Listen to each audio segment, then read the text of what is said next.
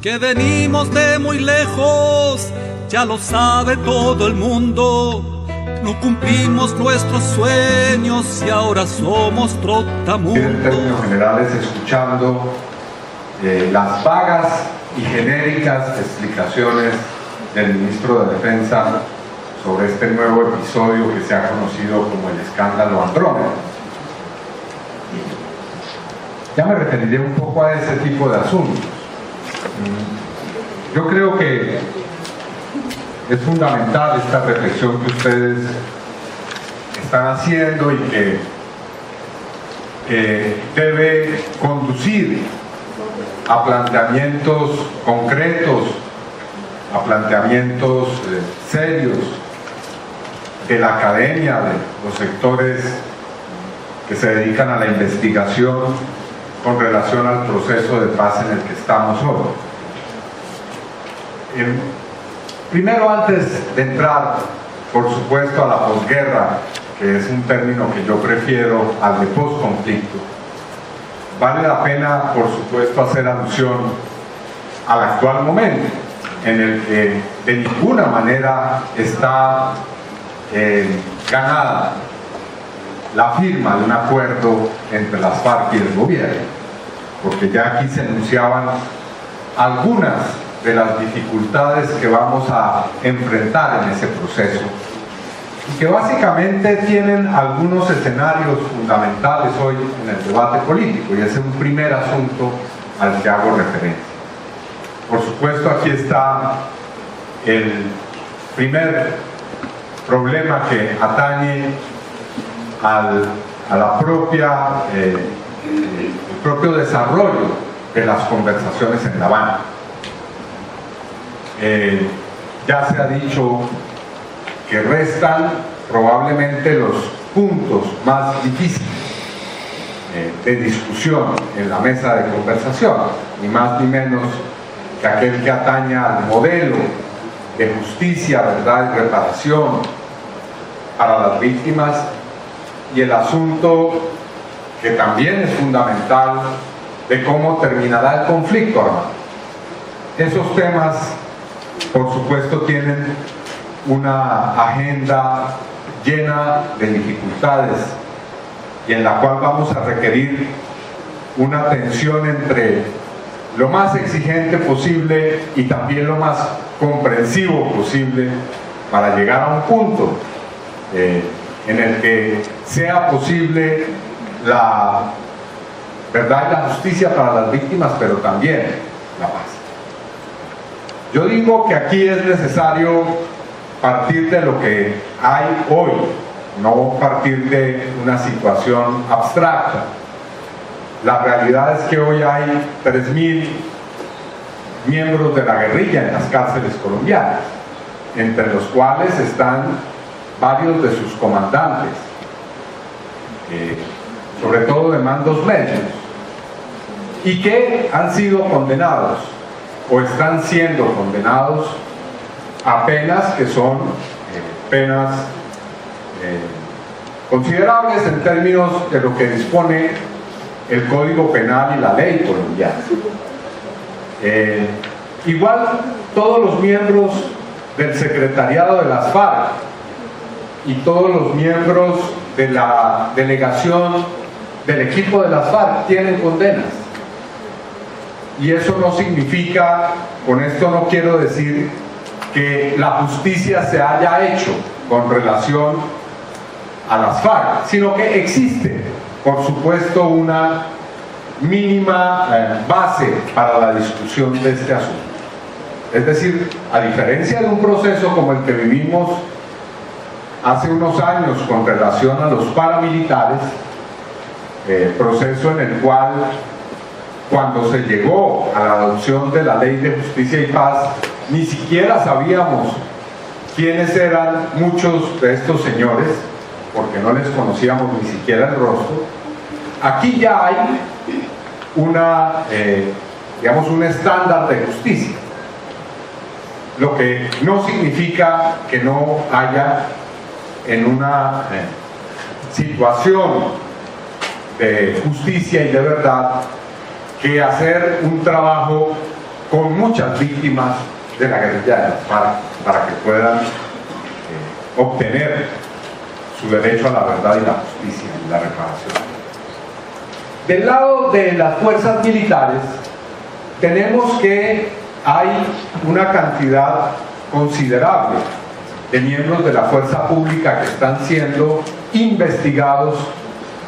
por el delito de los mal llamados falsos positivos. Se habla de unas 2.300 personas entre miembros del ejército y de la policía, que en su mayoría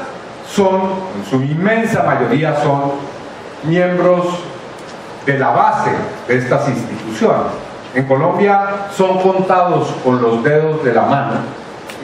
los generales que han sido condenados por algún delito de lesa humanidad, de violación de derechos humanos a lo largo de todas estas décadas. Así que en el caso de las fuerzas militares, si bien hay algunos procesos en curso, hay una inmensa impunidad con relación a los oficiales de alto rango de las fuerzas militares y de la policía con relación a su responsabilidad en estos hechos. Ni hablar de otros encargados y responsables del Estado.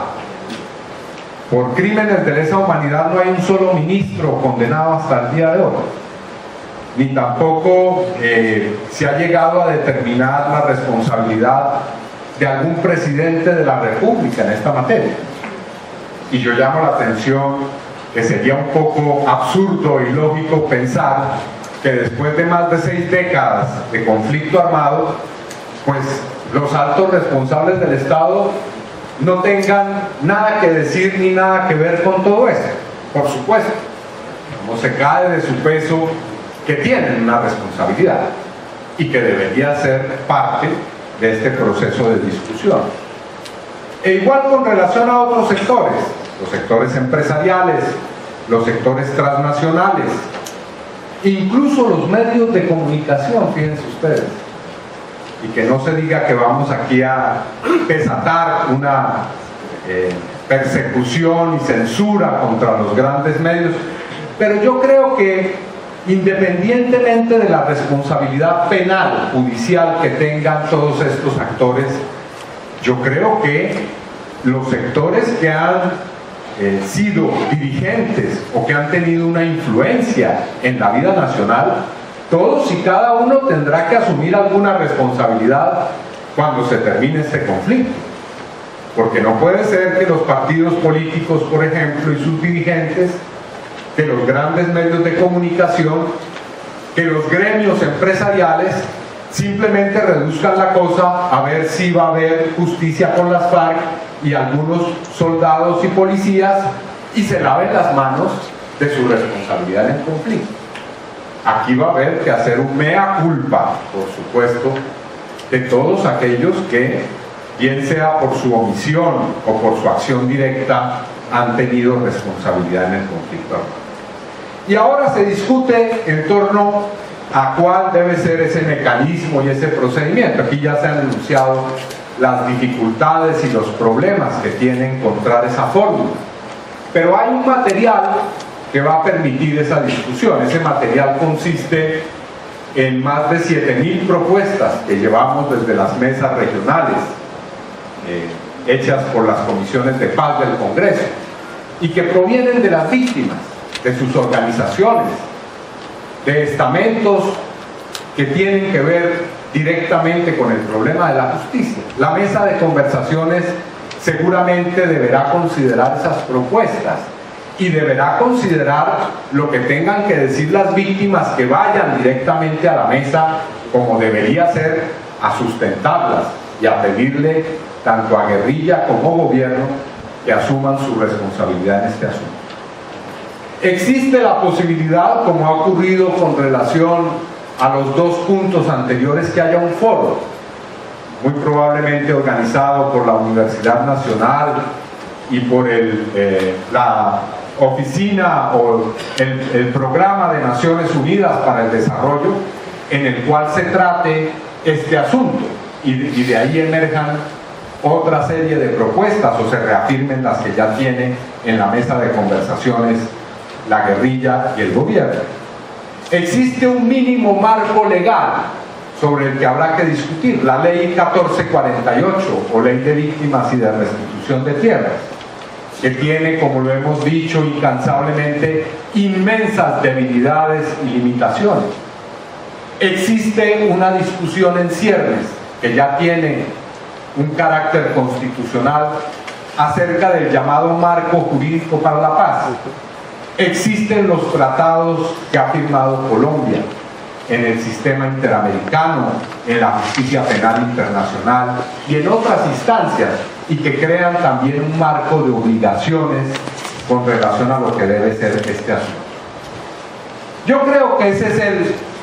el estado real sobre el que habrá que discutir, y no sobre una pregunta en abstracto sobre la responsabilidad de la guerrilla, porque fíjense ustedes que a eso ha venido quedando reducida la discusión sobre la llamada justicia transicional. ¿Irán o no a la cárcel los guerrilleros de las FARC? ¿Ejercerán o no cargos públicos y participarán o no en política cuando se produzca un acuerdo de paz? Bueno, esa es una manera bastante reductiva y simplificatoria de presentar este asunto. Aquí hay unas responsabilidades de carácter estructural, de larga duración, en las que tendrá que dar la cara más de uno. Más de uno tendrá que responder por eso. Y quiero contarles una anécdota que ha trascendido sobre una de las sesiones de la mesa de conversaciones en las cuales se planteó este asunto, y uno de los miembros de la guerrilla de las FARC, cuando alguien le planteó del lado del gobierno que si iban a ir a la cárcel, el guerrillero respondió: iremos, por supuesto, ustedes dirán cuántos, 5, 15, 20, 30 años, pero entonces, por supuesto, se va para la cárcel usted, y usted también, y usted también, y usted también. Iremos todos, para que ustedes tengan, digamos, la medida de la dificultad de esta discusión. Y por supuesto, el otro punto fundamental, que es el de la terminación del conflicto, en el que viene una discusión también muy seria, y es cuál va a ser el procedimiento para la entrega de las armas por parte de la guerrilla, que no es un punto menor. La guerrilla, por supuesto, tiene una profunda desconfianza que se acaba, además de ahondar con esta situación en la cual aparece ni más ni menos que una unidad del ejército encubierta haciendo espionaje a la mesa de conversaciones de La Habana, o por lo menos a la delegación de la guerrilla de las FARC en la mesa de conversación. Digo,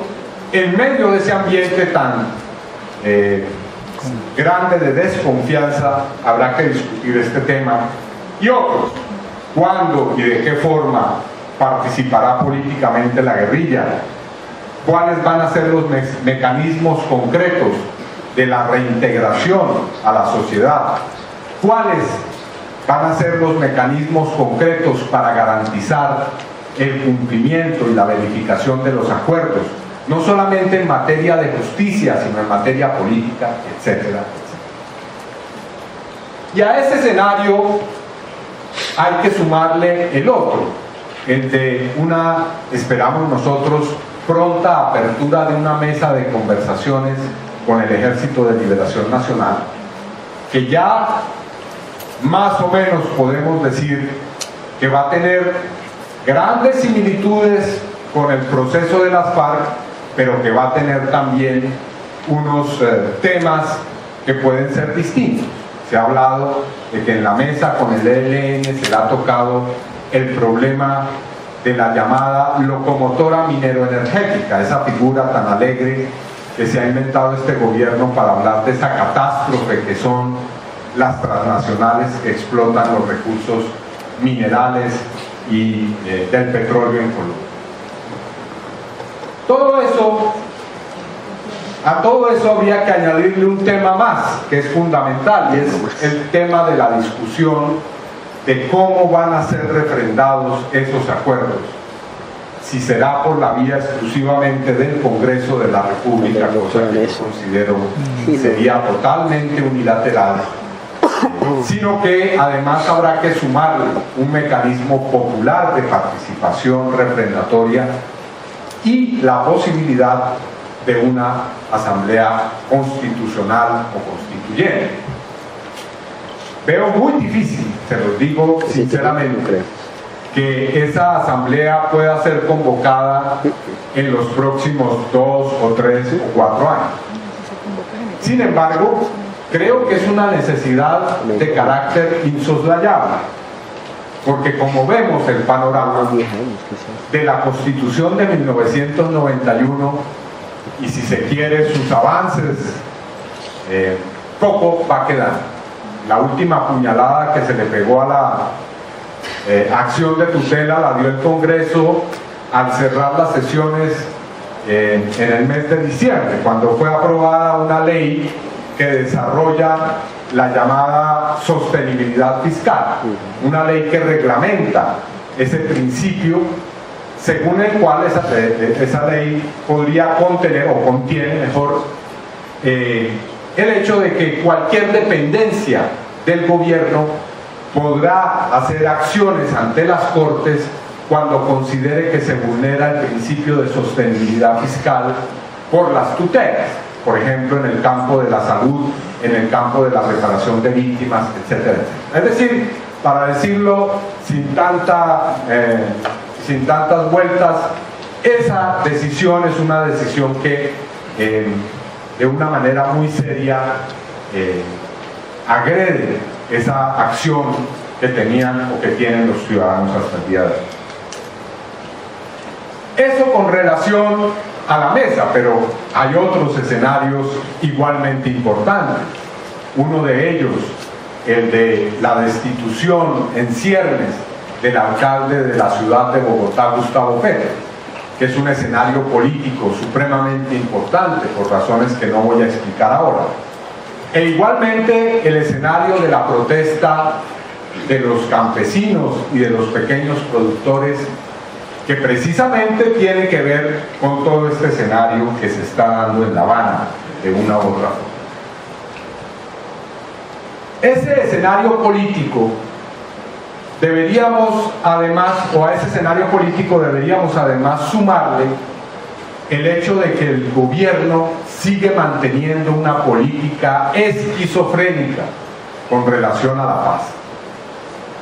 Ya aquí se mencionó las decisiones que se han tomado en materia agraria, en materia de tratados de libre comercio, en materia de la continuidad del conflicto armado, en materia de crear leyes contra la protesta ciudadana, para generar nuevos mecanismos de impunidad a partir de la ampliación del fuero militar, etc. Si logramos atravesar por esa zona turbulenta y se llega a firmar un acuerdo de paz, quiero mencionar muy rápidamente, y con esto concluir, cuál va a ser el escenario al cual vamos a estar abocados. En primer lugar, quiero hacer referencia a los acuerdos que se han venido haciendo en la Mesa de La Habana. ¿Qué es lo que se configura en esos acuerdos? Esos acuerdos no son un cambio del sistema económico y político, no son una revolución, no son ni siquiera la gran reforma que nosotros aspiramos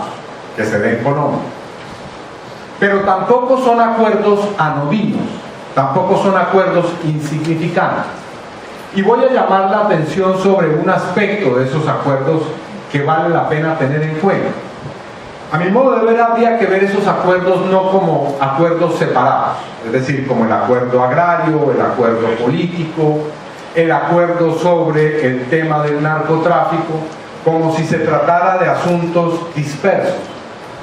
sino que en realidad lo que implican esos acuerdos es al menos un nuevo ordenamiento territorial del país.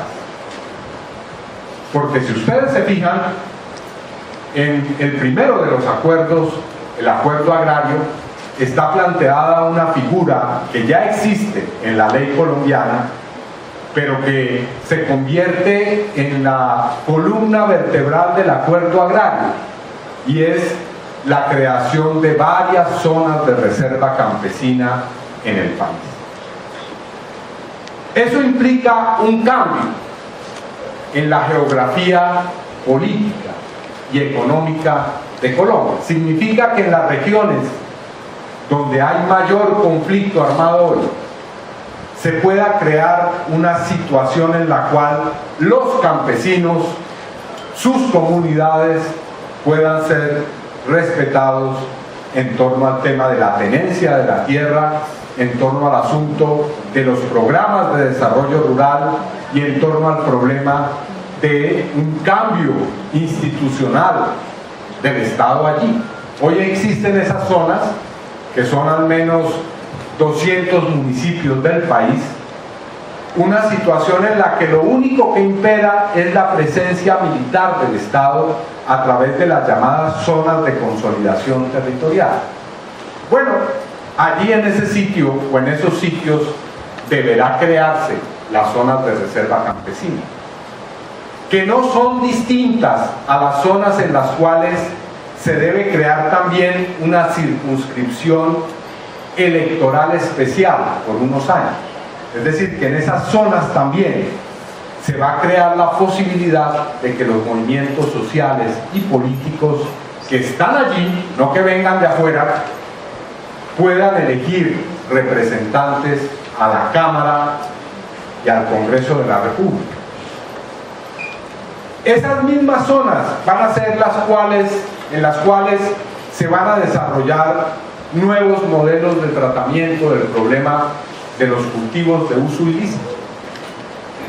y en las cuales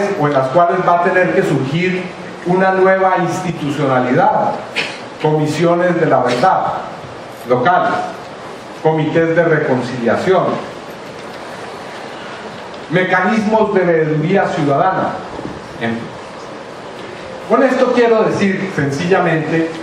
que el primer desafío del proceso de paz, que tiene un enfoque territorial, es que esas zonas puedan salir adelante. ¿Y cuál es la gran amenaza de esas zonas? Bueno, primero que no se quiera cambiar el modelo y que el ejército siga siendo en esas zonas del país la única autoridad que decide sobre todos los asuntos y sobre la vida de los habitantes. Pero también, por supuesto, que esas zonas sean atacadas por las estructuras paramilitares. De hecho, hoy vienen siendo atacadas, porque es allí donde ha surgido el movimiento Marcha Patriótica, porque es allí donde están los campesinos que han logrado un mayor grado de organización, porque es allí donde se está buscando impulsar un proceso de paz localmente. Así que, sin referirme a otros desafíos, quiero invitarlos a pensar en cuál va a ser el papel que van a jugar los estudiantes, los profesores, las universidades en lograr y en apoyar que esas zonas del país, que son fundamentales, puedan convertirse en territorios de paz, en territorios en los cuales se respete a la población campesina y se respete la tenencia de la tierra. Ahora, para eso es necesario también que impulsemos la participación ciudadana en este proceso. Nosotros hemos planteado, y se lo hemos dicho al presidente Santos directamente, que es necesario que se convoque desde ya el Consejo Nacional de Paz, que es una figura legalmente constituida, y que al mismo tiempo se constituyan los consejos departamentales y municipales de paz, porque es la única forma en que los ciudadanos tendremos la posibilidad de actuar, de incidir. Bueno, no es la única, pero es una forma importante de incidir en el proceso de paz que se anuncia. Bueno, ahora vienen unas elecciones, no voy a hacer referencia a ellas porque soy una parte interesada, por supuesto, en ese proceso electoral, pero simplemente les quiero decir, con relación a esas elecciones que se avecinan, que buena parte de estos asuntos también depende de cómo va a quedar conformado el Parlamento colombiano y de si las fuerzas que estamos por la paz tenemos una capacidad decisoria o por lo menos de influencia en ese Congreso. Les agradezco mucho y por supuesto voy a tener aquí todavía una media hora para poder conversar con ustedes.